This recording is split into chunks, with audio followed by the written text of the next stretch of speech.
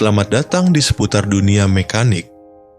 Di kesempatan kedua kali ini kita akan membahas mengenai air intake dan exhaust system pada engine diesel. Air intake dan exhaust system adalah dua sistem yang bekerja bersama pada mesin atau engine untuk memastikan proses pembakaran yang efisien dan pembuangan gas buang yang aman. Sistem air intake bertanggung jawab untuk memasok udara bersih ke ruang bakar, sedangkan sistem exhaust membuang gas buang hasil pembakaran keluar dari engine.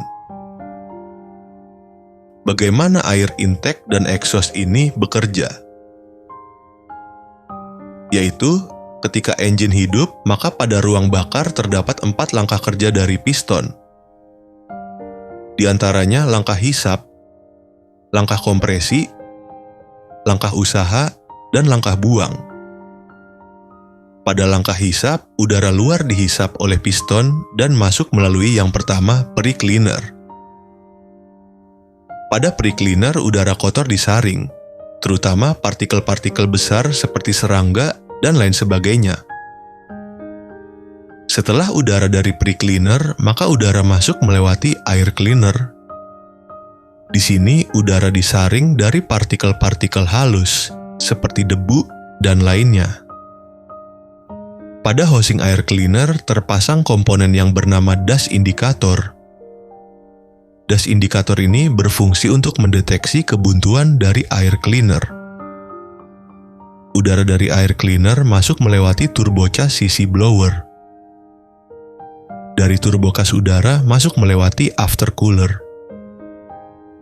Pada aftercooler, udara didinginkan agar kepadatan udara semakin rapat. Dari aftercooler, udara masuk ke ruang bakar melalui intake manifold.